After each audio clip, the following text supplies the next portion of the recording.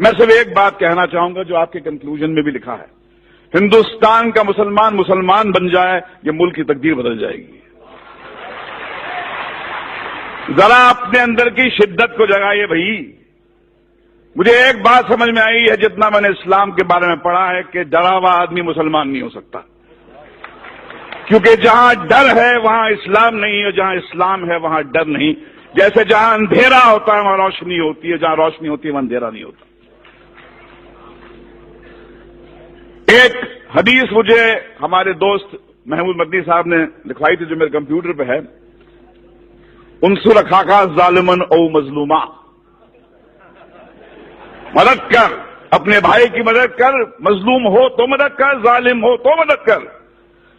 یہ حدیث George Bush کو سنانی چاہیے، نریندر مودی کو سنانی چاہیے کہ جس مذہب کی حدیث یہ کہتی ہے کہ بھائی مظلوم کی مدد تو کر، ظالم کی مدد کر، اس کو روک، اس سے پوچھ کیوں ظلم کرتا ہے، کیا تکلیف ہے تیرے کو؟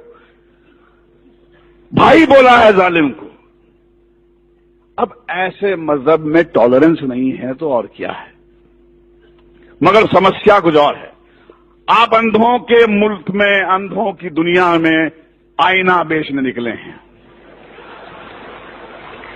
دنیا کا سب سے بڑا دہشت گرد وائٹ ہاؤس میں رہتا ہے، افغانستان کی پہاڑیوں میں نہیں رہتا ہے، اور یہ پورے دنیا کی حکومتیں، یہ 6 بلین لوگ، ان کی جرت نہیں ہوتی ہے کہ جا کے اس جارج بش کو ٹیررسٹ کر کے اس کو پھانسی پہ کے تختے پہ لے جائے۔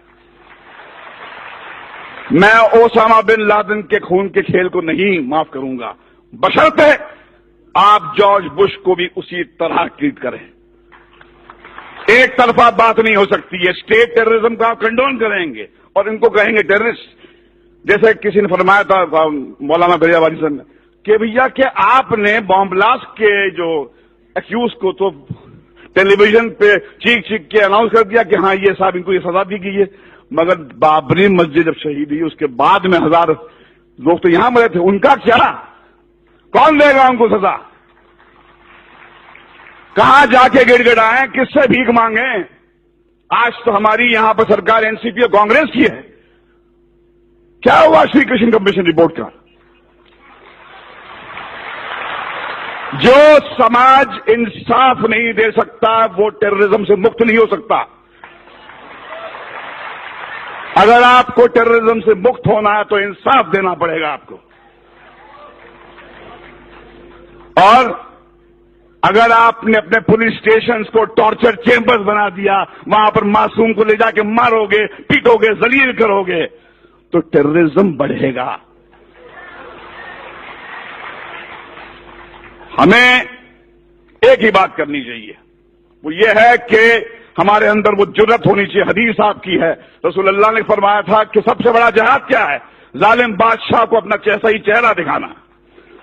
ظالم بادشاہ کو کہو کہ تم کتنے بدصورت ہو، ان سے کہو کہ یہ کیا دو طرفی بات ہو رہی ہے، جب چاہے آپ نے کھڑا کر دیا ہم کو کٹ گھرے میں۔ اور دیکھیے جارج بش بھی کہتا ہے کہ اسلام تو مذہب پیس کا ہے، ٹالرنس کا ہے، مگر فیکٹ یہ ہے کہ جہاں داڑھی والا نظر آتا ہے آپ بولتے ٹیررسٹ ہے۔ یہ لڑائی اس سیمینار سے ختم نہیں ہونے والی ہے، یہ بہت لمبی لڑائی ہے، وہ دور آ گیا ہے۔ رسول اللہ نے فرمایا تھا اسلام آپ کے ہاتھ میں جلتا ہوا کوئلہ بن جائے گا، جس میں دم ہے وہ بنے مسلمان اور جیے شان سے، مگر کسی کے سامنے گڑ گڑائیے مت، کسی کے ساتھ کسی کے تلوے مت چاٹیے، کیونکہ آپ اس طاقت سے کنیکٹڈ ہیں۔ یہ ملک آپ کا ہے، اس میں آپ کے پرکھوں کا خون ہے۔